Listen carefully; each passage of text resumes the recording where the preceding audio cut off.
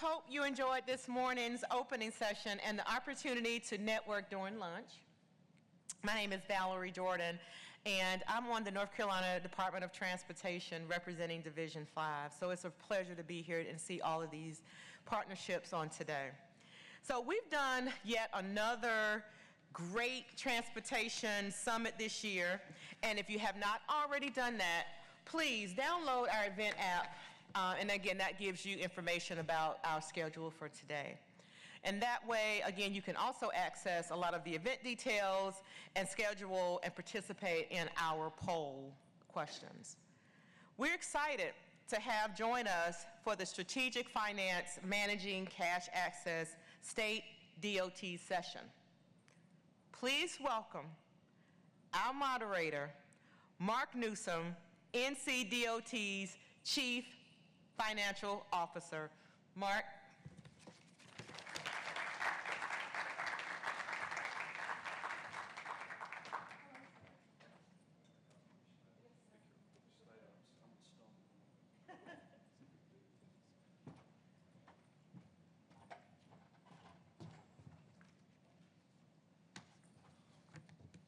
Well, thank you, Valerie, and good afternoon, everyone.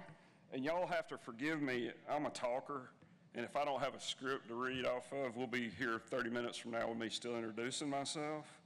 But welcome, and thank you all for joining us today. We very much hope that you are enjoying your time at the North Carolina Transportation Summit. As Valerie said, this breakout session is called Strategic Finance, Managing Cash Across State DOTs. And we are excited to welcome transportation finance experts from up and down the East Coast and from across the country. But why that title and why this subject? Why managing cash? Well, state DOTs tend to have very special cash and revenue sources, motor fuels taxes, highway use taxes, vehicle fees, proceeds from debt issuances, and we tend to hold what may seem to be relatively large amounts of cash on hand at any given time, especially in comparison to other state agencies outside of transportation. Now here at NCDOT, we have a little more than $2 billion of available cash on hand today, which seems like a lot, but we will also spend between $8 and $10 billion this year, and we have another $10 billion in commitments that will pay out over the next 3 to 5 years for work being done and to be done. Now, in that context, several $billion on hand may seem reasonable, but we have many pressures as to those cash levels, and those pressures may actually be a little worse here in North Carolina than maybe some other states because of the massive damage inflicted on our highway system by last year's Hurricane Helene.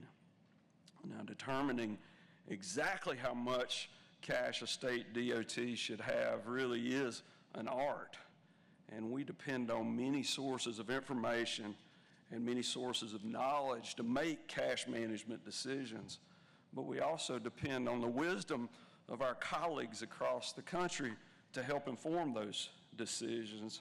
And this afternoon we would like to let y'all in on an exchange of that wisdom, and I'd like to welcome our panel members today. We've got Lisa Saliba and Jason Adak from the Florida DOT. Lisa's the Chief Finance and Administrative Officer, and Jason is the Comptroller. I'd like to welcome Laura Farmer, the Chief Financial Officer of the Virginia Department of Transportation, and Bill Malchek, a partner with EY who works with state DOTs on, among other things, cash management issues. And Bill has worked closely with us at NCDOT the last 5 years. And let's take a chance to get everybody up on the podium here. We joked a little bit about it being an opportunity for us to stumble as we walk up.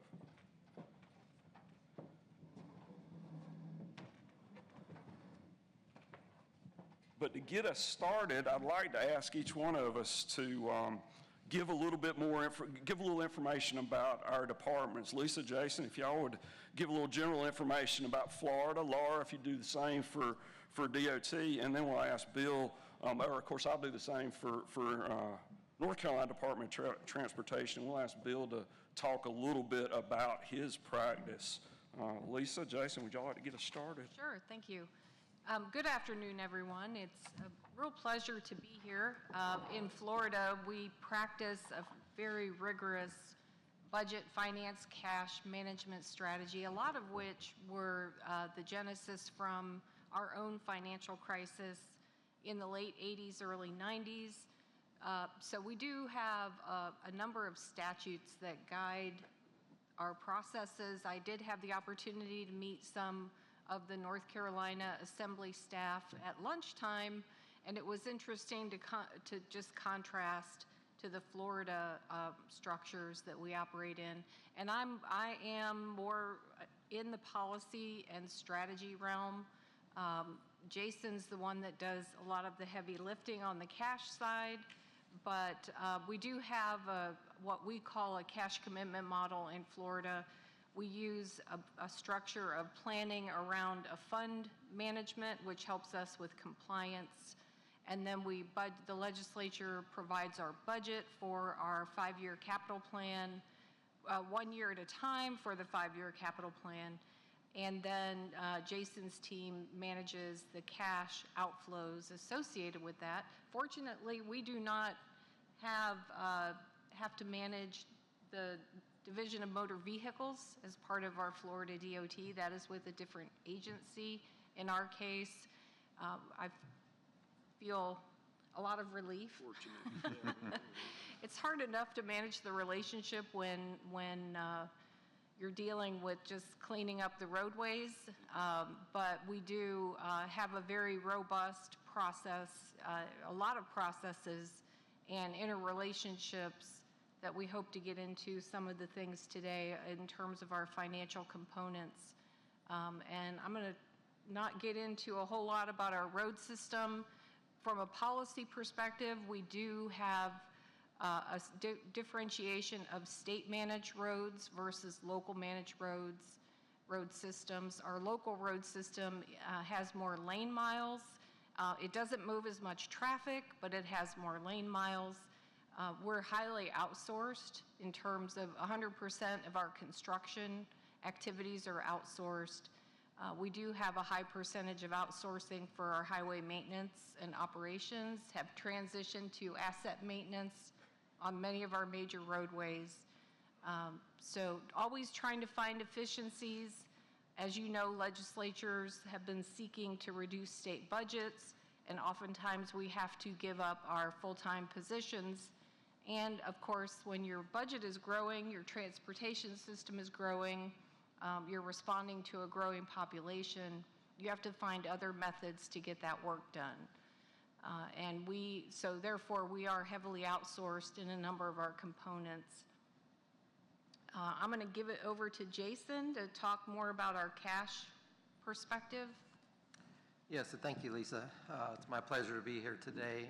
The Comptroller's Office, Lisa said we do the heavy lifting, but in reality, it's all of us at the department. We work very strong partnership with our work program and budget office, who sets the budget, sets the work program itself, and we take that in and then begin to work that on a daily basis. And in the Comptroller, we have about 84 full-time positions, and they bring in cash, they invest cash, they disinvest cash for that day's disbursements. We have a whole group of about 32 personnel whose primary jobs are to pay the bills each and every day, to run payroll, and that does not include our district offices that are also paying some of the district bills themselves. So we have a wide network of folks that are providing all of these inputs into our forecast. In addition to that, within the Comptroller's Office, we have our finance plan, our financial planning office, kind of some unique aspects. We are required to commit our funding before we execute our contracts. So my staff ensures that that is done so that we don't overcommit ourselves, we don't overextend our budget. That factors into our cash forecast section that produces a monthly 3-year cash forecast. We balance that against our work program and a 5-year finance plan that's developed by an independent work program office. And so to that, we're statutorily required to do that and submit those to the legislature. So you can see all of those inputs come together. We also we do the accounting for our non-turnpike toll facilities. We do our accounting for the state DOT, our state trust fund. And then additionally, we run a state infrastructure bank loan program, and we help coordinate our bonding programs as well. So that's the Comptroller's Office in a nutshell, and appreciate the opportunity today. Great, thank y'all. Laura, would you like to tell us a little bit about Virginia? Sure. Good afternoon, everybody. At the Virginia Department of Transportation, our claim to fame is the 3rd largest state-maintained highway system behind North Carolina, and then Texas, of course, leading the way. We have just shy of 60,000 lane miles that are maintained by the state, divided amongst our interstate system, about 1,100 miles, primaries of 8,000 miles, and secondaries, just over 50,000 miles of those roads. We also have some frontage roads that only about 312 miles of those. Then we have a separate system in Virginia where the cities and towns in Virginia maintain their own roads.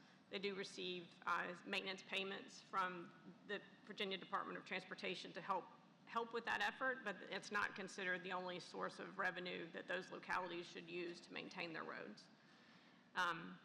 VDOT as an agency is just shy of 8,000 classified employees that are authorized by the General Assembly, and then we have a couple of thousand wage employees, either seasonal or year-round wage employees. And our current budget is about $8.3 billion. And I'll talk a little bit more about cash later. Okay, great.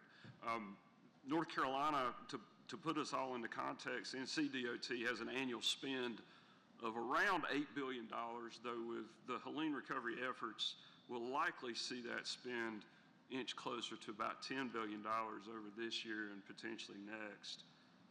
We have, as Laura just said, I think we're number 2 on the miles side with about 80,000 miles of state-maintained roads. We have about, I'm going to say 11,000 employees. That, of course, varies from day to day.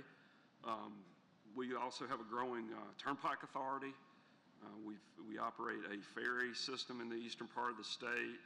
We have a rail operation, an aviation division, of course, integrated mobility division focusing on public transit, bicycle, pedestrian facilities.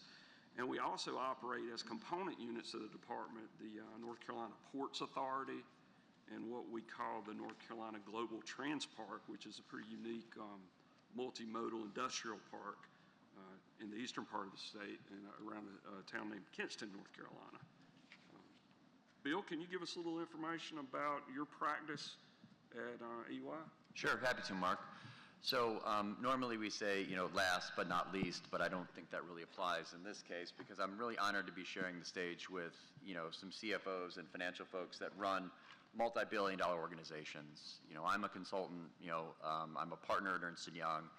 And Ernst & Young, for those who don't know, is about a $50 billion global audit, tax, and consulting firm. I personally sit in we call our strategy and execution business. I can keep on going on all the acronyms that we have, but simply put, we support a lot of, I'd say, infrastructure CFOs, specifically in the DOT frame, where my team really focuses on accelerating the agendas of the CFO office and really figures out a way to accelerate your initiatives and accelerate what you're trying to accomplish. So I look at ourselves as a tool that, if anything, can help cut through some of the difficulties or come through with new ideas to solve problems because we work with a lot of different DOTs and are very active in the space.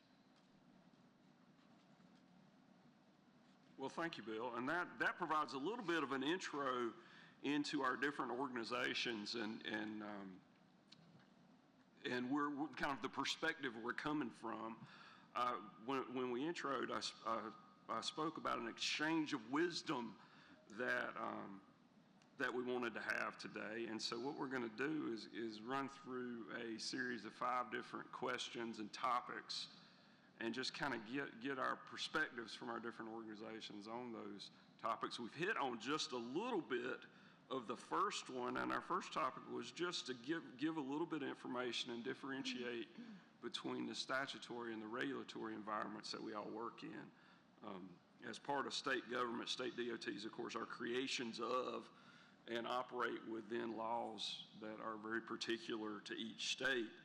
So again, I'd like to ask all of us to, and Bill will probably leave you out of this one, because unless you want to talk about the corporate bylaws or partnership agreements or anything like that, but so I'd like to ask us to talk a little bit about those elements in Florida and Virginia, and I'll talk a little bit about North Carolina, but things like what sort of oversight bodies are we answerable to? What boards might be involved in our operations or oversee what we do? What might be some of the budgeting particularities or bond programs?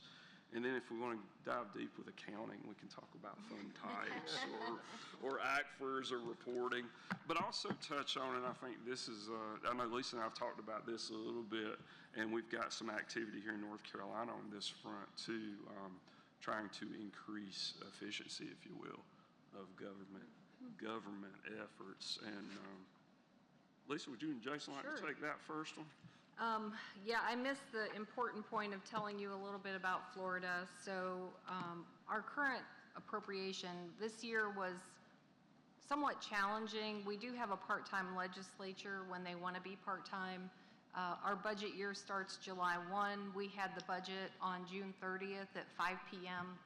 So it made it challenging to implement, but the current year budget's about $15 billion with a $3.7 billion roll forward. So we essentially are planning for over $18 billion in projects.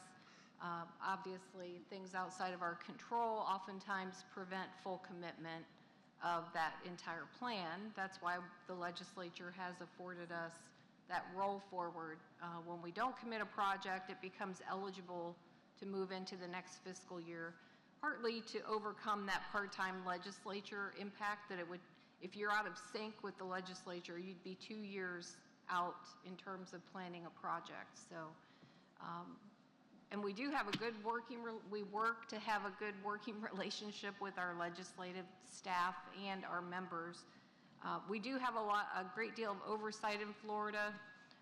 Florida is a public record transparent state, and we do have a lot of reporting requirements that we have to provide both quarterly and annually.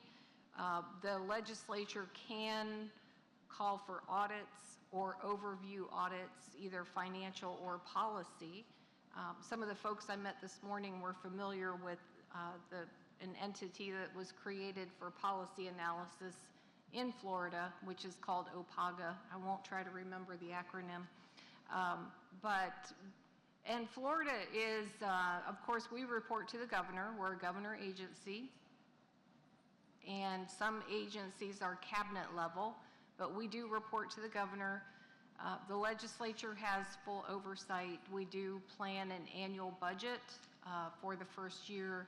Uniqueness about our statute is that the Florida legislature has stated that the first 3 years of our 5-year capital plan are a commitment to the locals that we will deliver those projects that are in the plan. And that is in part, you all are probably familiar with TIP planning, long-range transportation planning, and the like. We also have a lot of boards. We have 27 MPOs in Florida, and covering a multitude of urban areas. I know urban, it's hard to believe urban is now 200,000, but it is. So we have quite a few partners that we work with, and then we also have our other transportation modal partners that we work with. Any of which, you know, as you all know, they can voice their opinion to policymakers, and then it can result in an audit of a particular function in our department. And environmentally, we've been on the forefront. We've had NEPA delegation from the feds for quite a few years. We just went through the renewal process on that. I think Jason mentioned some of our budgeting particulars. We have to submit a balanced finance plan and a cash forecast with every budget cycle. We are also mandated to keep, and this isn't old, you can tell how old it is. Remember, the bill was passed, the legislation was passed in 1990. We're required to have a $50 million cash balance at any given time. With the size of our program, obviously $50 million is not going to cover what could be an unknown or unforeseen event in a commitment. So we try to maintain 300 to 500 million of cash on hand, and it is cyclical. And all of us, I think, use the AC program, the federal AC program, and that is one of the mechanisms we use to manage cash flow as well. I'll let Jason talk more about bonding and some of the other particulars that go into that. I'll speak on efficiency now. We in Florida have been engaged in a lot of efficiencies over the years. Sometimes I would like to see the narrative changed. In the year 2000, DOT had 10,000 employees. We now have 5,900 employees. That is why we are so heavily outsourced. At the same time, our work program went from $2 billion to what it is now, $15 billion in delivery, project delivery, and very active on the government efficiency front. We have started looking at more of our engineering and delivery processes to achieve efficiencies. One-stop permitting, some of the other functions we have a Florida DOJ team that is looking at very specific actions that we can take to instill efficiencies in the project delivery process. So we are trying to be cover all the facets of the business. I would have to say that the transportation business is evolving rapidly, and we on the finance side we're not one to ask, right, for positions and resources. So we have to make sure that we are agile, spend some time keeping abreast of the dynamic engineering environment, understand the changes in procurement, the changes in other practices in the engineering field, so that we're able to run alongside and not run behind our engineering team. I'll just add a couple things to that. Lisa told you we had a $15 billion work program. That does not include all the contracts that we carried forward out of prior years. So we currently have over 10,000 contracts that we've brought forward to the tune of about $19 or $20 billion. So when you add that $20 billion on top of a $15 billion, on top of a $3 billion roll forward, you're talking about almost $40 billion of commitments that we could have outstanding at the end of this year if we were able to commit everything, which traditionally does not happen, which is why you have the roll forward. But that's the level of finances that we are using those 5,900 employees, trying to squeeze as much as we can out to run that program can be quite challenging. As far as the $50 million minimum, we've been asked, do you want to raise that? And the answer is no. The $50 million gives us flexibility. Our working minimum, that $250, $350, if we need to drop below that, and we did drop below that once this year, we were at 188, I believe, cash on a $20 billion of commitments. You start to get a little bit nervous as comptroller that you can't pay your bills, but we've got that cycle, a weekly cycle of our federal reimbursements coming in, our gas tax money, our motor vehicle fees coming in about 3 to 4 times a month as well. And so you learn that cycle, and that's the importance of the forecasting when you're running a tight ship. Today, we're probably at just over $1 billion in cash, and that's higher than normal due to our AC conversions where we've been closing out the federal fiscal year. So it's not uncommon for us to be at $500-600 million on this level of a program. We do rely on our bonding programs. We have our right-of-way and bridge bonds that we routinely issue almost every year. We just did one last month. And so We delivered on that one. We have toll revenue bonds for some of our non-turnpike toll facilities. And today my discussion will be all non-turnpike. Our turnpike division is separate from what we do in the State Transportation Trust Fund. It's its own fund. It's managed differently by another CFO, another executive director. So we do collaborate with them very closely for financial statement reporting and for just bouncing ideas. We do their cash forecast, and then we do the reconciliation, and we brief them on it. So that is under our purview as well. But as far as right-of-way bonding, we have issued one Garvey bond. It's an indirect Garvey for those that are in the bonding field. We have not done any direct Garveys, and at this time we do not intend to. Transportation Finance. Yes, and a few years ago, the Division of Bond Finance, we are required to issue our debt through them. That is the State Board of Administration, Division of Bond Finance, created with us a Transportation Financing Commission. It's another financing arm that we have access to.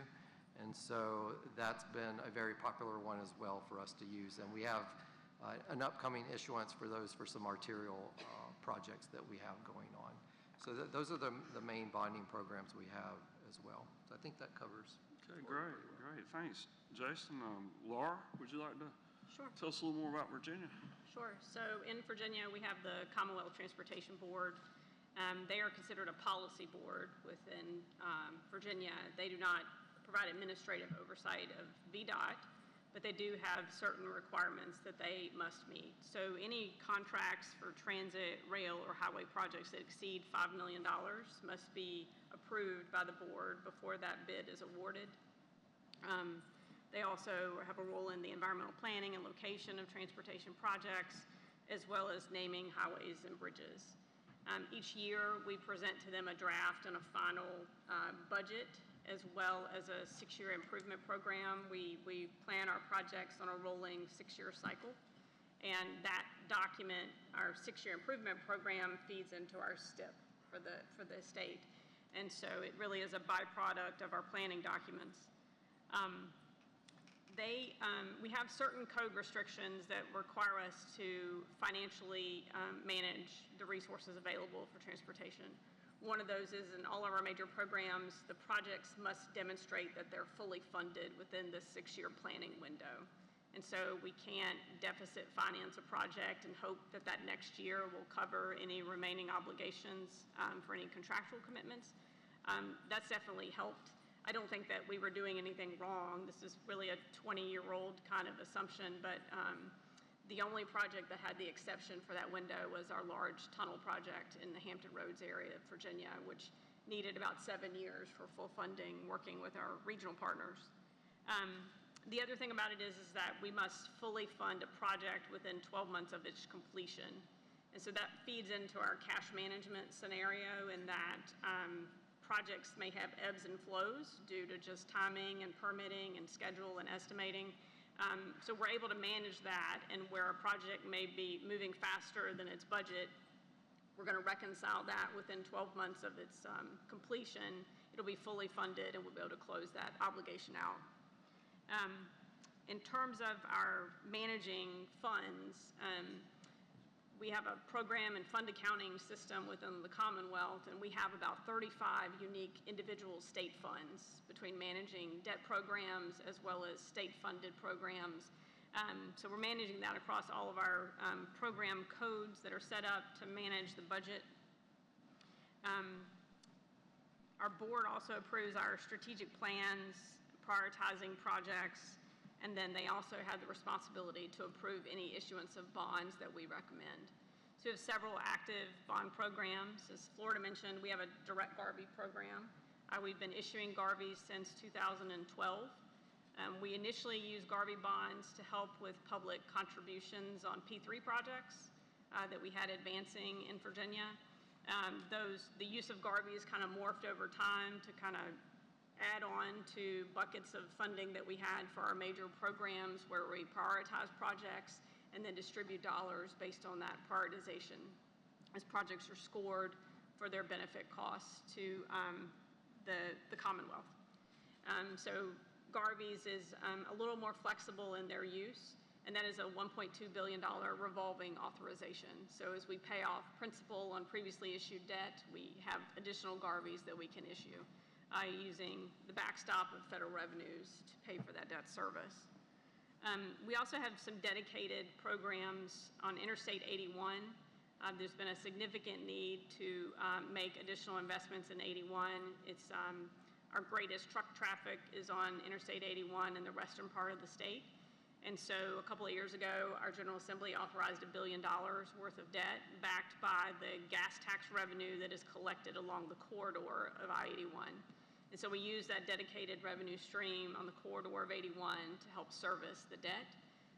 We initially went out with a small municipal sale of just around $100 million.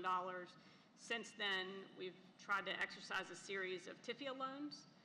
The corridor is ripe for the rural categorization for TIFIA, and so that's really helped us in financing costs and getting that best interest cost for the program itself. So that's how the I-81 program has been advancing. And then we have a program along the southern border of Virginia, Route 58, has had a long-standing program since the late 80s to widen what was a 2-lane road into a 4-lane divided highway across the border of Virginia. And we have several segments of that that are continuing to move. That's just funded by an off-the-top obligation of our transportation funding today. And so we have some diversity in our revenue streams. The other debt program that we're about to exercise is a toll loan for Interstate 66 inside the Beltway as you're leading into the District of Columbia. We have express lanes that operate in the morning and evening in the peak direction. And so those proceeds will help finance the Long Bridge, which is a rail project actually to help relieve congestion for both freight and passenger rail in Northern Virginia. And so we have some diversity in those things, but our board really authorizes that debt. Obviously, we have educated them going into those decisions, and so I think they feel pretty confident when we're making a recommendation to move it. We don't exercise debt until we need it, just like you wouldn't enter into a mortgage until you really needed it. And so I think that helps Virginia manage the resources that we have. Great, good deal. Well, Laura, I was on 81 a few weeks ago, and the truck traffic is real. Yes. And I was glad you mentioned that because that put some things in context for me. From a North Carolina perspective, NCDOT is part of the governor's cabinet. The secretary is appointed by the governor and confirmed by the Senate. We have an elected state treasurer in North Carolina who has some DOT oversight, particularly approval of and issuance of our 2 bond programs. We also participate in the Garvey program, and then we have a similar patterned a bit after the Garvey program that we call Building C bonds, which are also, of course, backed by the revenues into our Highway Trust Fund. And so that's similar. We scheduled those. We just had issuances of Garveys and Building Cs this past spring, which was nice. Got it in before the rates went kind of whonkers there for a while. But we also have a Board of Transportation that is appointed by a combination of the governor and the legislature, and they have a variety of responsibilities, including project approval of our STIP, and approval of something that is a little unique to North Carolina that our statutes refer to as the department's spend plan. Now, the spend plan is something that statute requires of the department, as the legislature typically only budgets our state revenues and the associated expenditures that are coming in each year. So our motor fuels taxes, highway use taxes, and a portion of sales and use tax that comes to the department. We then roll in our federal funds, bond proceeds, and unused budget that we're allowed to roll forward from previous years.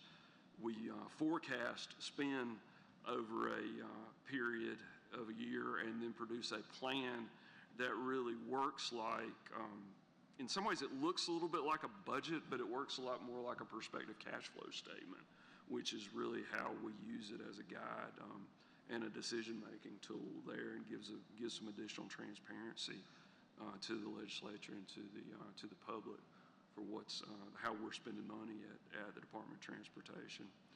And we are also required by statute to plan the department's spend to maintain cash levels within a certain range.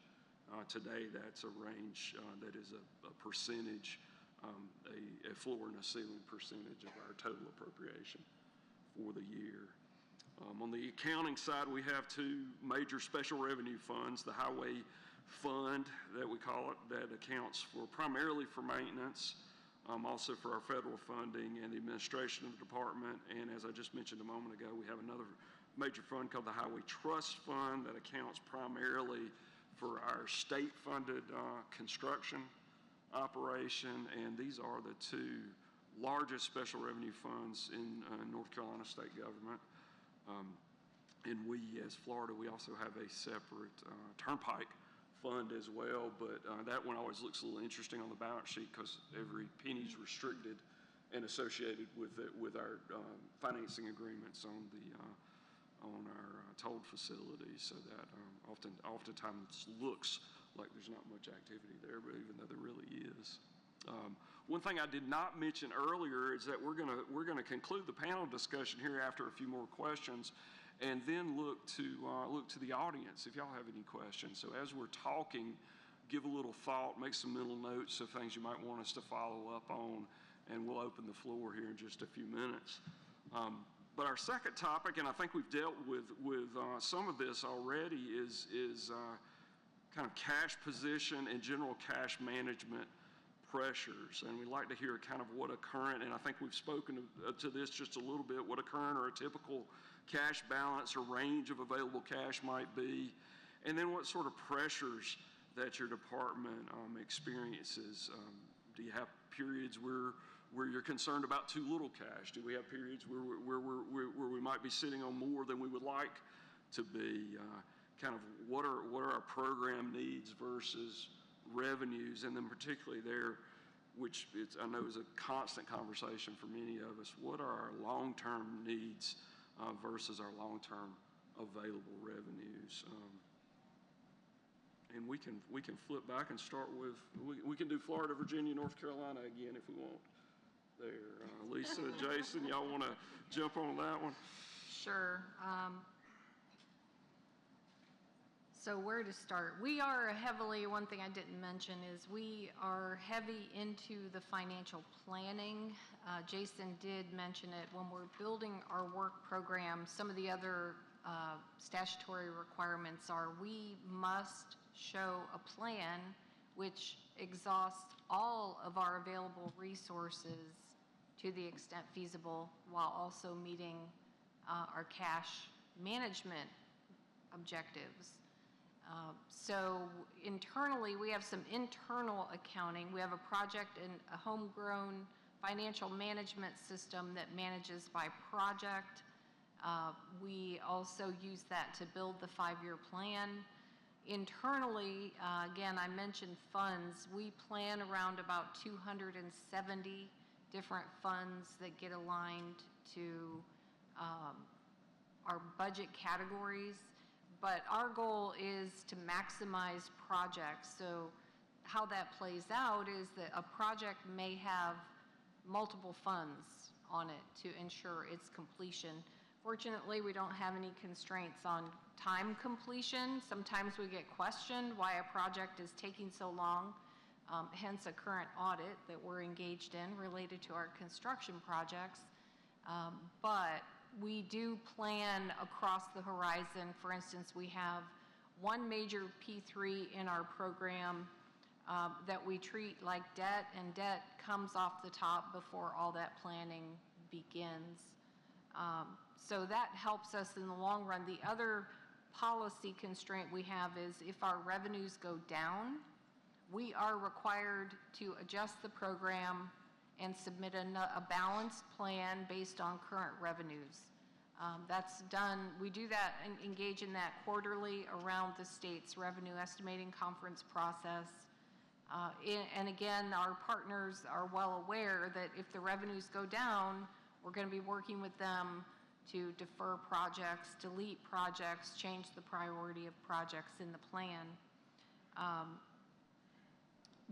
think we're all facing revenue uncertainty at this point. There are certain folks in the influential economic space that are itching for a recession, so that word comes up a lot. I haven't seen it yet in the actuals, but in terms of some of our revenues that we do, we have a lot of revenue requirements, meaning the legislature, if they add a revenue, they can add an additional requirement of what that revenue is used for. So when you put it all together, you may see increases in some programs and decreases in others based on that revenue forecast. And so from a net perspective, we haven't had a significant reduction in quite a few years since around 20 and 21, as we probably all experienced post-pandemic. The reduction of the travel, fuel consumption, all the things. So again, we have to undertake that immediately, and sometimes it requires evasive action and governor and legislative input oftentimes, and on an incremental basis to help us through those periods of the uncertainty. But it's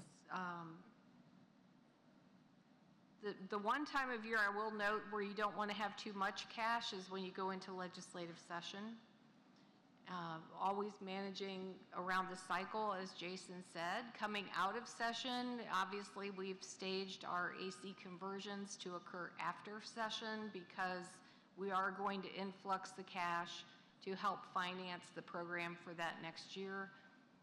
Our goal will always be to consume the cash prior to our session, and our session floats a little bit in an election year. We meet in January, so come 26, the even number year, they will meet from January to March, whereas in an odd number year, they would meet from March to May. So we're lots of consultation, lots of communication between the planning and the comptroller offices going on all year long. Any specifics you have, Jason? Not a lot to add, but I will say that, the cash management pressure, one of the key components is just probably educating what we call the across the street partners, your legislative staff, educating them on this is not free money. This is committed money. I found it interesting that you get 12 months to fully fund your project after it's completed. We fully fund our projects before the contract gets executed. That's a statutory requirement for us. And so we are fully funding everything up front. We are even putting in contractual language for multi-year funded contracts to say that second year of funding is contingent upon a legislative approval. And so the pressure is real to keep that cash balance low. If it were up to me, I'd love to have 3 months of operating cash on hand and have $2.5 billion. But $2.5 billion cash balance seen across the street is, hey, there's some cash we can go take. And so that educational process is very important, and it can become a full-time job, every session, just as new folks come on. And I think that's just the key to, take your time and do the education, help them understand that projects are multi-year. The cash that we have in hand today is paying for, tomorrow's projects. And so just something to keep in mind. Thanks, Jason. Laura? Sure. I guess I'd say in recent years, I would say from Virginia's perspective as the CFO, I do consider it to be too much cash. I'm in a position I haven't been in earlier in my career, but that is really a byproduct of just as the world was shutting down in March of 2020, Virginia passed a very large omnibus piece of legislation that changed our revenue streams. It reset our gas tax and then added a CPI adjustment to it every year in July. One of those years since the pandemic, the CPI adjustment was just over 6%. And so we have had some significant adjustments for gas tax. So that revenue source alone has grown 54% since fiscal year 2021. And so it has outdone its even projection in 2020. And so what that means is that I'm collecting revenue and making commitments, and that resource may sit because project delivery takes time. And so what I do is spend a lot of time explaining the commitments inside that cash balance to make sure that decision makers and legislators understand that just because it's grown does not mean it's there free for the picking. We have made commitments based on this revenue stream, and I have to use the revenue estimate and the collections based on what taxation has given to me. That is something unique in Virginia. We don't do our own revenue forecasting on the state sources. Taxation does that, and we take it, and I have to legally use it, you know. So the other thing is motor vehicle sales and use is you pay 4.15% on the price of the vehicle when you make that purchase. And that has been up 15% over that same period of time as a revenue source. So as the used car industry as well as new cars continue to get more and more expensive, motor vehicle sales taxes are obviously growing as well. So all in all, those are two big sources of state revenue for Virginia. Since 2021, our revenues have grown 22%. However, at the same time, inflationary pressures on delivery of projects, from labor to commodities to everything that we use to put things to work, just in 3 years of that period, for Virginia, we experienced 24% inflation in terms of the cost of delivering our projects. And so we're in that balancing act. One of the other things that I think we probably all have been dealing with is implementing IIJA and the federal bill. That increased obligation authority as well as expectations on taking a very large August redistribution. You need to use it or you lose it. And so in many places, our state revenues take a back seat to make sure that we get that federal obligation done. And so that also is a driver on sitting state resources, with the understanding that if I don't use it, I lose it. And please understand that. And so this project and these funds are going to take a back seat until that federal obligation is done and we've collected those dollars. The other big component in Virginia is we do have some very active cities and some very large counties that actually deliver many of their own transportation projects. And so a lot of state and federal dollars in our program is committed to a project that is being administered by a local government. And in many cases, we've spent the last 2 to 3 years working with our districts, trying to understand the issues that they face in delivering projects. Why is it not meeting the schedule that it's set at the beginning? Can you help us understand what those issues are? Is there a logjam that we can, break free? A lot of that churn is usually solved by it's either a lack of a decision or folks not willing to make a decision because something will change in the next year that will make it easier. I found in transportation that is never the case, that another year gone by is not really going to solve a problem other than the cost estimate of that project has just gone up, maybe significantly. And so what we've done with our field staff is make sure that they understand you have a parachute on this. You can rely on central office, our board, and our pressures inside to deliver projects. And if it's not going to get delivered, we need to cut bait and move on to what's next. And so I think that's a big hurdle that we deal with in the not only the funding stream, but our relationships with the localities and making sure that projects move forward.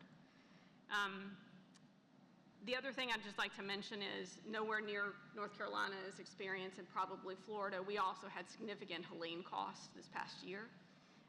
And so due to where we are on the construction side of things, I was able to not cut construction projects. I've provided a temporary loan to our maintenance side of the house that took care of all of that repair work and debris removal that was significant related to Helene, on the promise that FEMA is going to come through, right? So I put a little asterisk by that because we know that that takes time and energy and a lot of documentation, but we're working through that every day. And I'm monitoring that monthly to make sure that they have the resources they need to do the shakedown with FEMA to ensure that we get our eligible costs back. And so that's a strategy we were able to deploy really because of the department's cash position and not actually just physically cut projects. So we're monitoring that, and hopefully that will relieve itself within the next 2 to 3 years, and hopefully the rain won't come inches at a time anymore. So Yeah, that's what we say a lot of prayers related to in North Carolina now. And just, that probably is our biggest, and North Carolina DOT experiences many of the same pressures that you all have just laid out. The one that is probably unique for us right now is the Helene recovery. And to put that in context, right now our estimates are in the area of $5 billion worth of damage and to the state maintained highway system. That doesn't include private roads and bridges, which were also devastated in the western part of the state as well. But to put that number in context, that is about what our annual state revenues are. So that's about a year's worth of the program for us. And the strong cash balance that we've had over the last few years has really allowed us to respond to that and keep things going for the rest of the program as well. And that $5 billion equates right now. Our estimate is that the state, the amount that we're going to have to cover is around $1 billion on that, just a little bit less. But our next question is aimed at Bill from EY.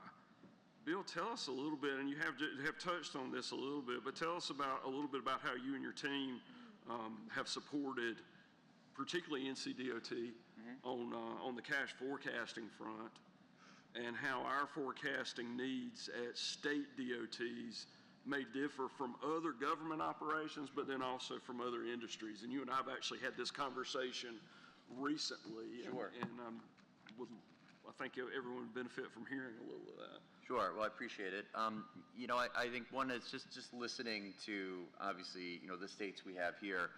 As part of my role, we end up talking to a lot of states. And, the way you're structured, the way you have a governance, the way you're financed, or the way you operate, it all kind of comes through to the same fundamental problems. I like to say that, Florida might have vanilla, we have Virginia might have chocolate, and maybe Rocky Road over there for North Carolina, but it's all ice cream, right? It may be a different flavor, it might look a little different, taste a little different, but it's all ice cream. And so a lot of what we're seeing now is, I'm someone that, while I work in the public space, I also have a deep background in the private space with public companies, private companies, and really, and what we're seeing now in the CFO office is really a convergence of what I'd say the best practices and the way cash is looked at, the way forecasting is done on the private side is really intersecting with the public side now. And that you have stakeholders, whether it's secretaries, whether it's legislatures, whether it's other oversight bodies, that want to look at the operations more sophisticated. And what we're seeing that is as we talk about the headcount changing for various different organizations, the organizations have been built from a compliance standpoint. So a lot of CFO offices or other offices have been built to support the ACFR process and support compliance with other legislative or other mandates.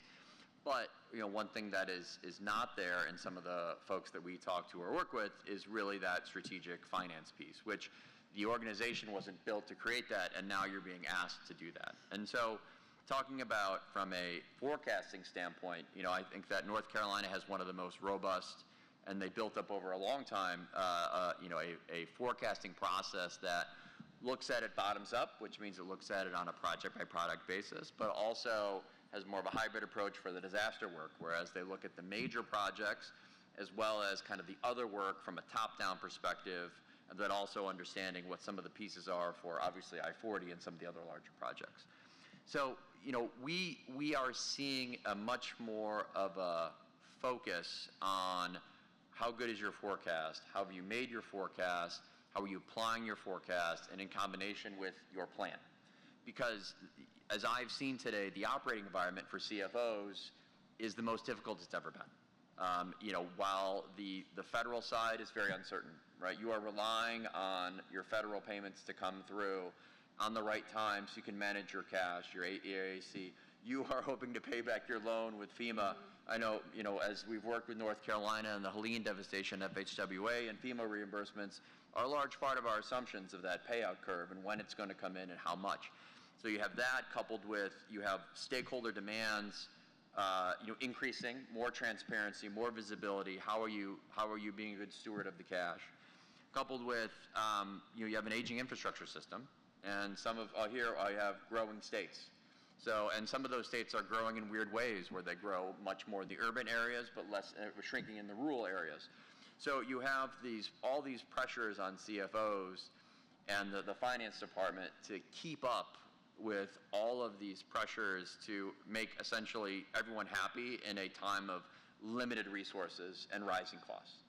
So, which is why I initially said that I'm really, proud to sit on the same dais as these folks here, because they're the ones that are dealing with this every day. But I think, Mark, to answer your question just directly, the complexities of the business are increasing, and the demands on understanding, managing, translating that to your stakeholders are only increasing as well. And that is what I've seen. I put together board decks for public companies, and the board decks that your board wants are of the same kin, of the same type, of the same look, and the same feel, and the same level and sophistication, not just for a public party, but not just for a public company, for a public company as well as a public entity. I think, Bill, you hit on something important there, and I would just use the phrase financial planning and analysis. DOTs, we have planning divisions, which is kind of unique in some ways in the government space, but one of the things that we lack, I think, at least I know that we lack to some degree the skill set that in the corporate world would be called financial planning and analysis, so the FPA group. Yes. And I think that's some of what, Bill, you and your team have been able to do for us at NCDOT is kind of provide that skill set, which I'm relatively new to transportation. I've been in the transportation world for 3 years now. And before that, I have spent most of my career in the public sector, over 30 years, in a variety of roles at other public sector organizations, have never seen a well-functioning FP&A group. Yes. And I think that is something that is going to have to change for DOTs going forward. And it's because of, when you talk about how it's different than other agencies, it's the sheer size of DOT, right? DHH&S are some of the only other equivalent entities for a state that actually have that size. But, and the projects that you guys build are massive. They're billions of dollars. They're over multiple years. So it's not just a budget where, we have employees. You guys build stuff.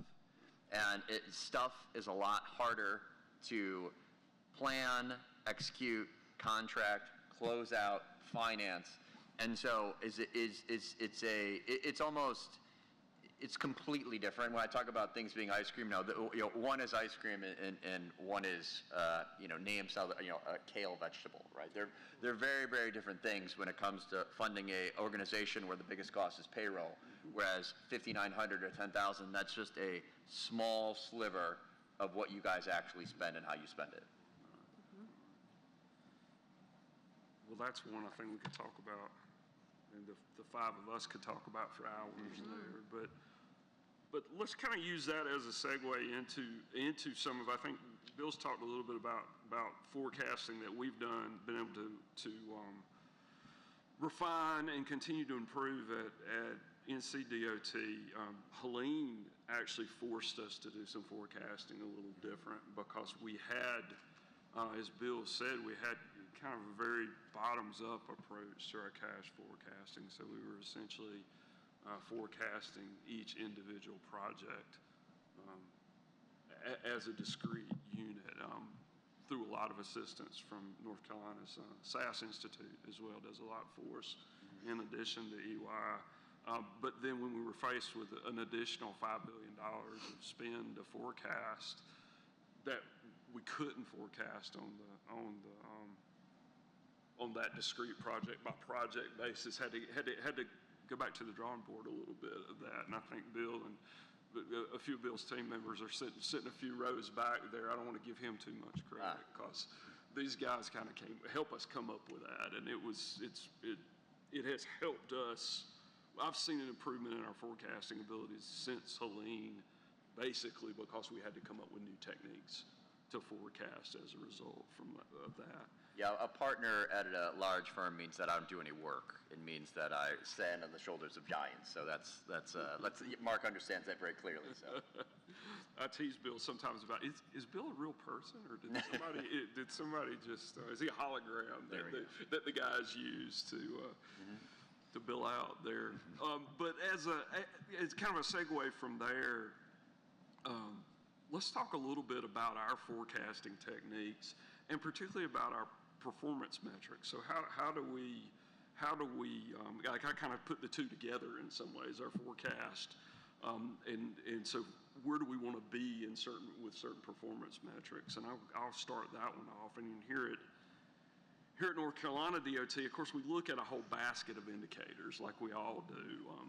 Historic trends against forecast, revenues in relation to expenditures, our forecast accuracy, audit results, various economic indicators, but we publish two primary metrics every month to our board, to the Board of Transportation, and to the public, and these two are days of cash on hand.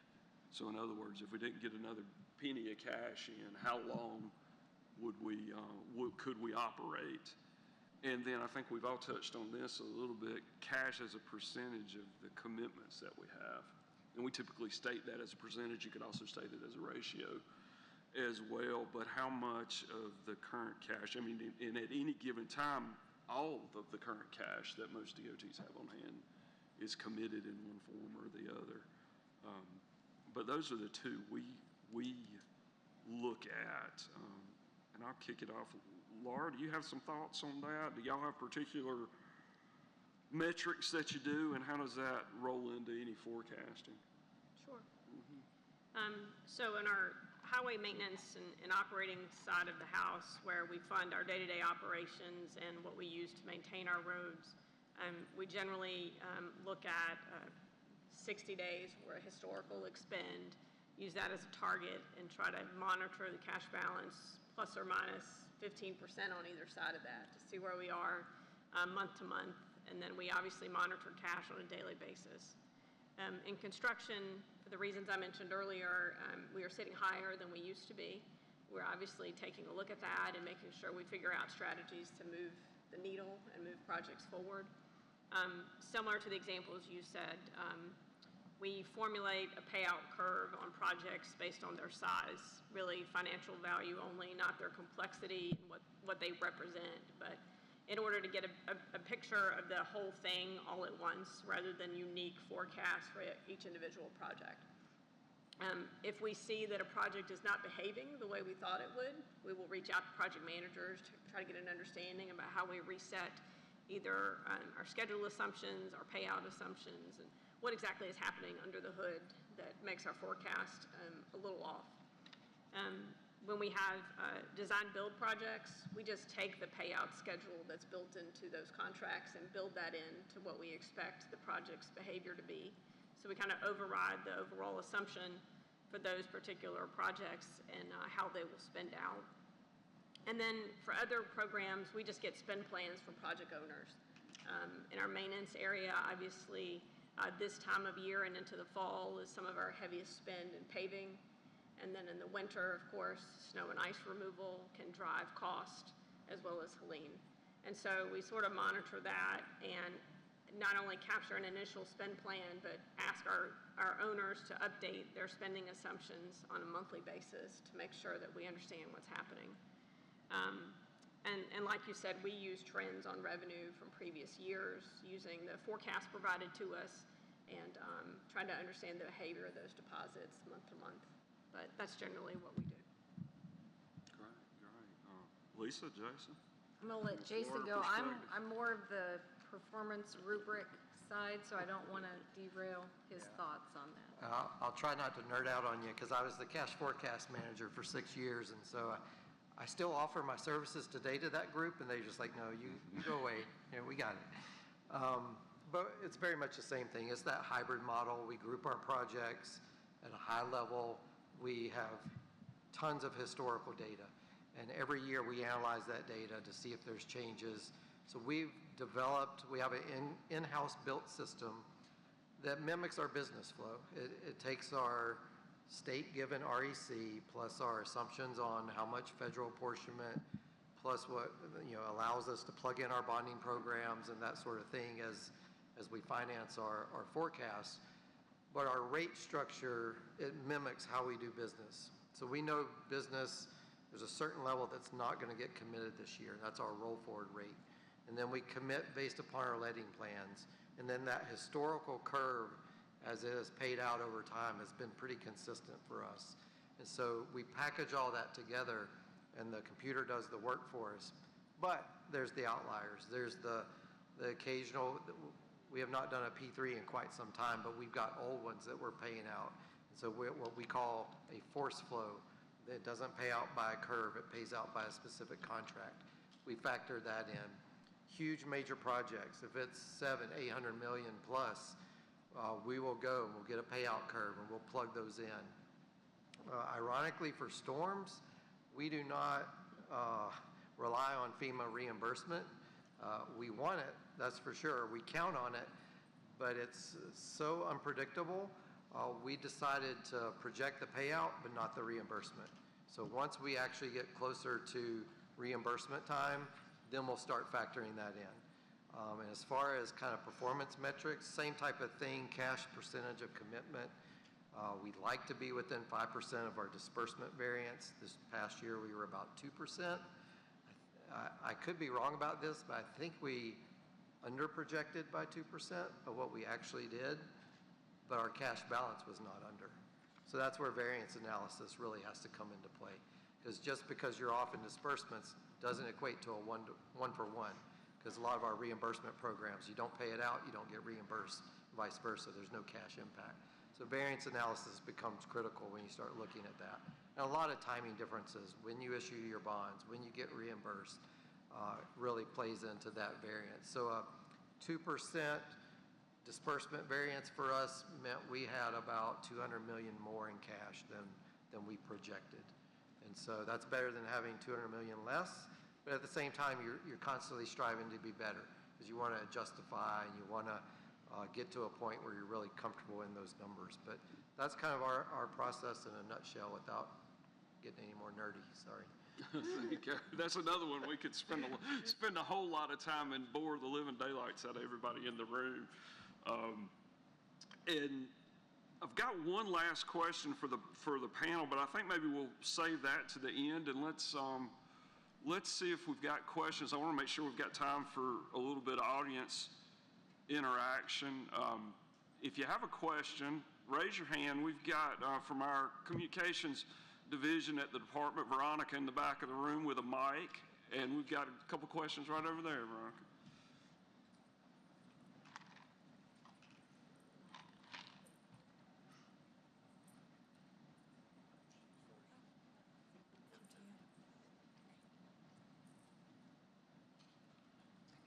Just a quick question for Virginia and Florida. When you start your new budget year, do you normally have a budget every year at the beginning, or are there times when you have to wait for different reasons? That's a good question. In my career, we've come close. June 28th, there was a General Assembly approved budget, and the governor signed it, and we had 2 days turnaround.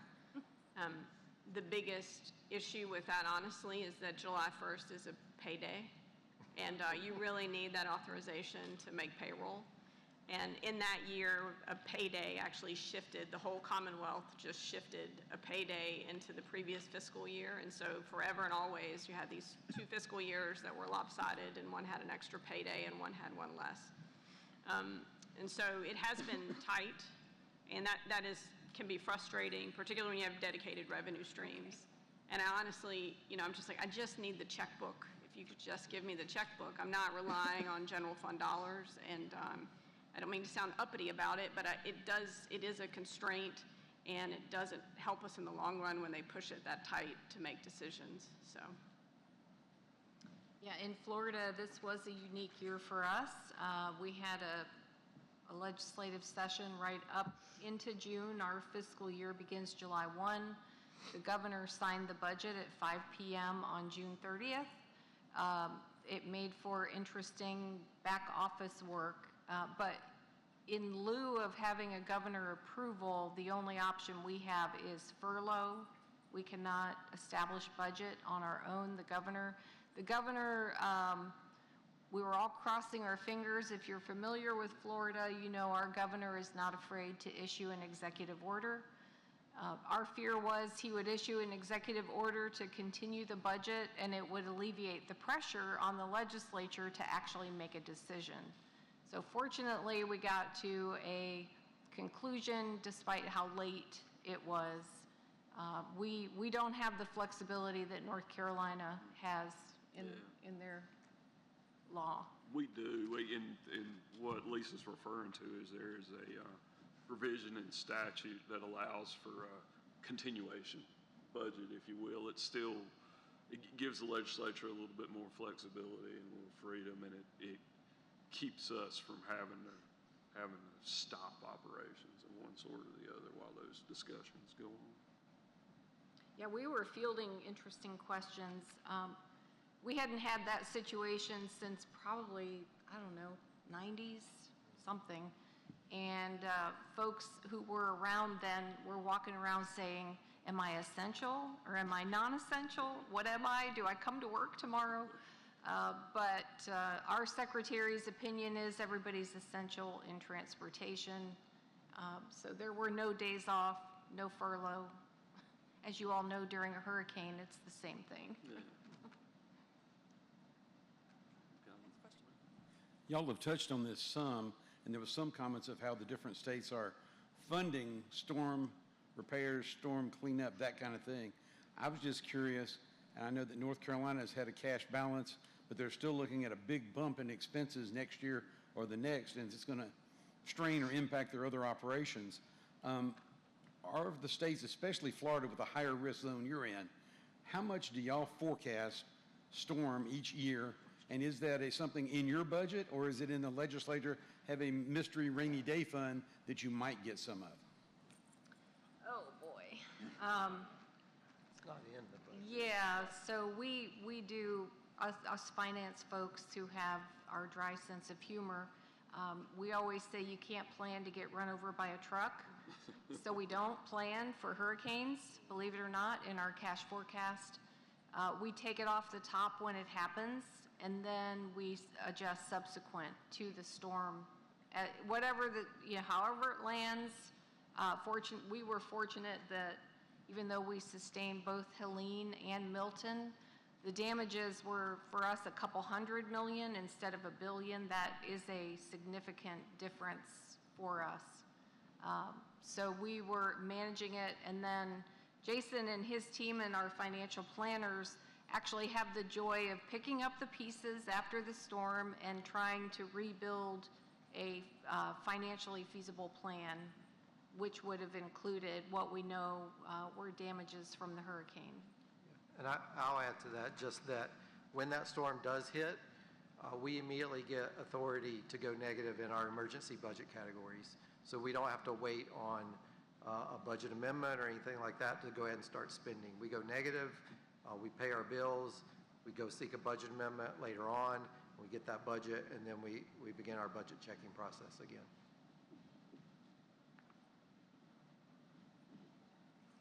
Question, I'm from North Carolina, so mainly for Virginia and Florida.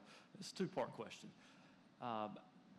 As you're planning your expenditures for the year, I guess the first part is, how do you determine or do you program for overages as projects are completed? And then the second part is, for pre-construction and construction, how do you interact with them to maintain the current estimates and to adjust what your programmed amounts are?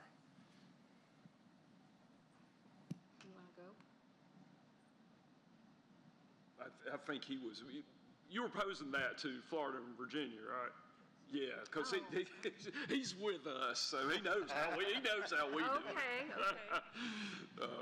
Matt knows how we handle it. In fact, I could ask him that question too and make him answer it for us. Okay, Yeah. let's make him answer it. In Florida, we use contingency. We have contingency in the planning process. We are a very robust planning, financial planning. I'll have to compare notes with Bill about what he considers robust. But we plan contingency for the overall program to cover any unforeseen. We have contract contingencies for your fuel and bit and some of those other costs. Now, if something truly, you have an environmental issue that you uncover, or for instance, the last few years we had construction cost, the inflation, I'm looking at David because I can't remember the acronym, but we had a construction cost process where a district could bring to us an unforeseen cost due to inflation, and we could fund up to a certain amount on certain commodities within certain categories of our projects. So we do try to cover it that way.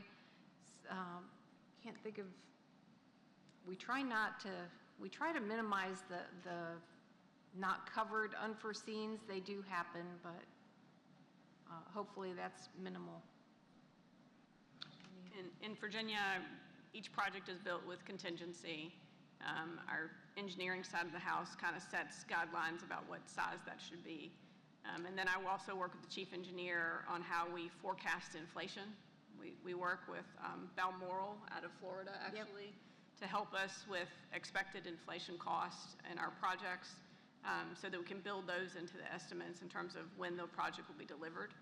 So hopefully less and less of that contingency will be needed overall. We also strategically hold back a small portion of programmatic funds as projects advance and maybe something happens similar to what Lisa described, so that we can make those adjustments, either coordinate with our board or the localities in terms of who's going to cover the balance that's needed to deliver the project. So it's multiple strategies to try to hopefully get to the right number and not have large budget busts later. Thank you. With the highway bill expiring in the middle of your state fiscal year next year, do you all have any thoughts on how you approach your budget in that specific year? I'm going to defer to y'all on that one. I'm going to have to think about that one for a minute. Jason knows we already had this conversation. I'm the more pessimistic. What I've managed to convince, we do have a planning process. We just completed what we call our program planning workshop series, where we evaluate all the programs, what the priorities are for the upcoming 5-year cycle.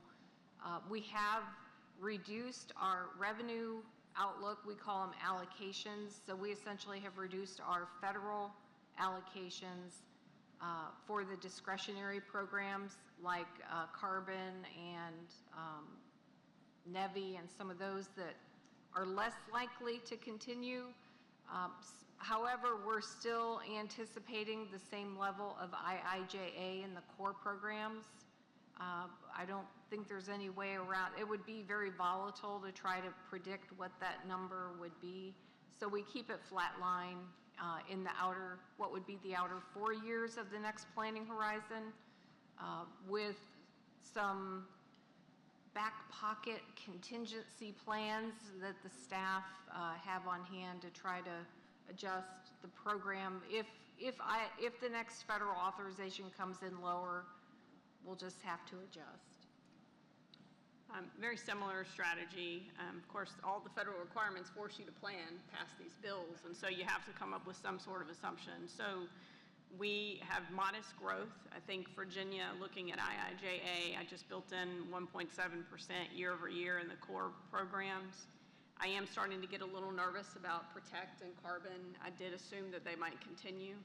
We did stop the bridge formula and NEVI, in 26 with uncertainty about whether those general fund transfers that help fund those would continue. And so that was sort of the Virginia approach to this, and we'll obviously be monitoring it, and we can hopefully flex and move as things transpire. So hopefully they'll get it done early. That's what I would really like, and not a continuing resolution. Do y'all feel like it's been a little bit better than you expected it to be the last 6 months? I feel like we've had some of the federal programs that, were paused, became unpaused for us. Then that seemed to be a positive thing. But I think it's an important question, because if I'm ever asked what's my biggest concern as a CFO of an $8 billion organization, that about 20% of our total, I don't know if it's a similar percentage for y'all, about 20% of our total revenue, it comes from federal sources. The future of that revenue to me is almost a bigger question, and then our federal government's level of debt, and then our role as the reserve currency internationally. If that changes, what does the federal revenue outlook? How does that appear? And I think that's probably, from a forecasting perspective, an almost impossible task to come up with a coherent plan for, because it really is, the potential there and the risk there is high, and the way to mitigate it is not clear. But one of the other things I've said in response to that question too is that I worry a lot about, how do I put it, the United States when it comes to that perspective. I don't worry a lot about the states, especially the 3 states we have here represented are pretty strong financially, I think. And I think regardless of what happens in Washington, over the long haul, I think in North Carolina at least, in Florida and Virginia, we'll be able to figure out a response there. Or the next generation, hopefully the next generation. But maybe that can get kicked down the road a little bit farther. Do we have any other questions? I'm sorry. No, we'll find out in September. No, we will September, definitely. Yeah. if we're going to have a continuing resolution. We will. We will definitely. Any other questions? Got one there, Veronica. Each of you did it at some point, but it was within your agencies. What is your current cash balance, or what you normally run with, and what does your legislature require? Okay. Because it seemed like, I'm not sure the second one was hit all the time. Sure. We're in North Carolina this morning. We're at approximately $2.3 billion. There is a statutory target range that we're above. That's a percentage. The floor and the ceiling are different percentages of the appropriated state-funded budget for the year, and then there is a minimum statutory cash balance that is around, I believe that's around $500 million this year based on that percentage. But that's where we are as of this morning. Yeah, for Florida, our statutory minimum is $50 million. Today, we're at $1.1 billion. Our working minimum is really $250 to $350. We're liable to pay out, on average, we pay out about $45 million per workday. And so we can't live at $50 million. So, we strive to keep it 200 and above. In Virginia, we do not have a legislatively required balance to maintain. In our construction fund, I'm at about $1.8 billion today.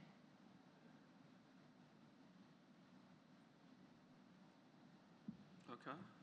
Good question there. Any others? If not, I will wrap it up with a final question for us. And think about the future a little bit. What, over the next 12 to 18 months, where's your focus from a cash management perspective?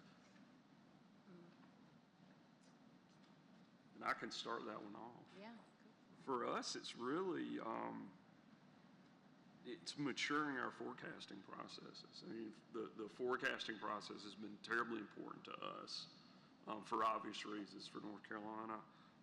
And we've had some real strides in just developing that and maturing that. That is one area that I think we're really focused on. And then, of course, for us is Helene as well. And that is, we're dependent on the federal government and that turn there as well. But then being able to juggle those demands without impacting the rest of the state and the rest of the program there. I'm going to let Jason get specific. I'm going to stay more high level. For me, the focus is succession planning and technology. Florida is in the midst of an ERP on their primary accounting system. We have a homegrown financial management system, as I mentioned before. And as Jason mentioned, it's really, I try to convey to people, we are like a bank. When technology breaks, when things don't work, there is no forgiveness when you need to pay out on average $45 million a day to your contractors and your business partners. And I've tried to change that mentality within our department when our internal IT shop, sometimes you know how mainframes are, you can't always predict they will be operational 99.9% of the time. So technology for us is critical not only from that transformation transition period, but for the future. The succession, I think technology is important to succession planning because what we're losing potentially on the horizon is a cadre of employees who watched it get built. We're the middle people. I would say some of my predecessors built it. We were taught how to manage, maintain, and make decisions with it, and to guide our decision makers in that. But the next generation has not seen either the building or the managing of that, all those processes. And so my goal for the next 18 months is teach this next generation how to guide decision making during a governor transition, during a technology transition, during all of those processes. How do you build that confidence in them to speak up when you need to get decisions made on finances, things that are not, people don't like to talk about it, right? They don't like to talk about money and managing all of that. It should take care of itself, but wanting to teach that next generation how to do that. I'll keep mine brief. I know we're running short on time, but Lisa mentioned that transition to a new state accounting system. That's huge for us. We are remediating all of our financial systems. And when you talk about the level of commitments that we have, it's a scary thing to switch over to a new accounting system and possibly not be able for those systems to talk together. And so that's a real core focus of ours right now. Beyond that, our next steps that I really want to get to is modernized variance analysis, looking at Power BI, using that to really drill down into what's causing our cash management variances and what can we do better. And then what's the appropriate level then to report that out at the executive level. So that's my focus over the next 12 months or so. For me, it's just monitoring that federal reauthorization picture, right? Did I make the right bets in the right places for the planning? outreach to our regional authorities, the MPOs, and how they program federal dollars. That's a unique thing where we need CMAQ and our old RSTP to move forward. And so sometimes those projects aren't necessarily advancing, and how do we work together to figure out how to make that happen? And then just advancing projects before inflation eats them up, get it done, so. Well, we've experienced about 20% bid variance in our favor for the first 2 months of the fiscal year. That's good. Oh, wow. Excellent. Well, to give y'all some hope on the systems front, North Carolina went from a homegrown system to SAP almost 25 years ago, which was probably a good decision in hindsight. It's difficult in some ways because it's a system that is different from the rest of state governments, but it is a modern, ERP system. And North Carolina, the rest of the state government just implemented a new Oracle-based system last year, and it's given us some real opportunities that we're exploring right now for the way the two systems interface that we believe is going to kind of drastically improve not necessarily our reporting internally, which is pretty good coming out of SAP, but our ability to communicate with the rest of the state government, with the legislature, and we're looking forward to that. And I'm going to smile at Sean Hamill in the front row here. Sean's a member of our Fiscal Research Division at the legislature, and he and I work real closely on that as well. And so we're looking forward to the possibilities there. So I wish y'all the best on that one. And that really, as Jason said, we're out of time. We're at 3 o'clock, a few minutes after. And I want to thank everybody for joining us for this session particularly. But many thanks to Laura, to Lisa, to Jason, and to Bill for joining us. And I would be negligent if I did not also thank our communications division at NCDOT and Veronica, one of our comms folks, for all the hard work they've done to make this summit possible. And a big thank you to our Board of Transportation for being here with us. And I think I'm supposed to turn it back over to Valerie, am I not? I guess I can speak in my Warren County voice. Can everybody hear me? So we want to thank you, Mark, and thank you to this panelist. This was a great conversation. Let's give everybody a hand. I want my guests for being here today. Now, we're going to have a 30-minute break, and we'll gather for the next session at 3:30. So again, welcome to North Carolina Department of Transportation's 2025 Summit. Thank you, Valerie. Thank you. Well, that Thank actually you. went pretty well. Thank you. That was great.